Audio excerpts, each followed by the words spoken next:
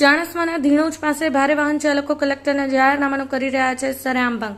મહેસાણા તરફથી ભારે વાહનો ચાણસ્મા આવી કરી રહ્યા છે ભંગ. ચાણસ્માથી ગોઝારિયા સુધીનો અત્યારે હાલના સમયમાં 4 લેન હાઈવે બનાવવાનું કામ નેશનલ હાઈવે ઓથોરિટી દ્વારા પૂરજોશમાં ચાલી રહ્યું છે. ત્યારે ચાણસ્મા તાલુકાના ધીણોજ ગામ નજીક આવેલ બ્રિજનું કામ પણ ચાલુ છે.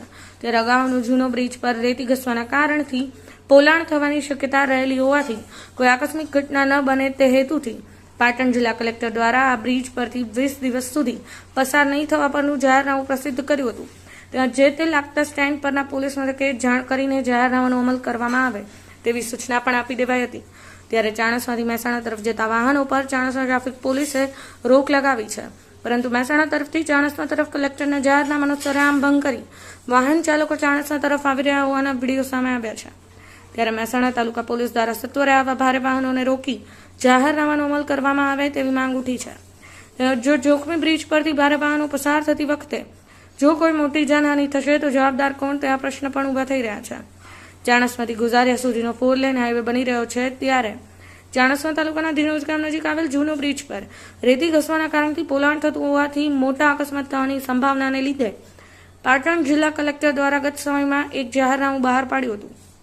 જેમાં જણાવાયું હતું કે ચાણસ્માથી મહેસાણા તરફ જતા ભારે વાહનોને ચાણસ્મા વડાવળી 3 રસ્તા પરથી મોઢેરા થઈને આવન જાવન કરશે. તેમજ પાલીર થાણાથી બાલીસણાથી રણુજ પરથી મહેસાણા તથા બાલીસણાથી ઊંઝાથી મહેસાણા તેમજ લણવા અને આજુબાજુના ગામોના મહેસાણા તરફ જતા ભારે વાહનો મૂલથળિયાથી સુણસર ગામ થઈ પસાર થઈને મહેસાણા જશે. એ અંગેનું જાહેરનામું ચાણસ્મા ટ્રાફિક પોલીસ અમલ કરાવી રહી છે.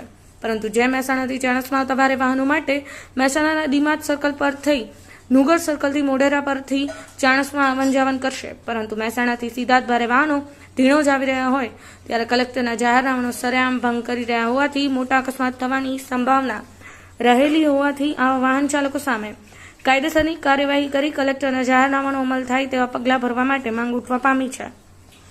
રાજેશભાઈ ટી પટેલ સાથે કેમેરામેન નિખિલભાઈ જોશી, પાટણ ન્યૂઝ 24.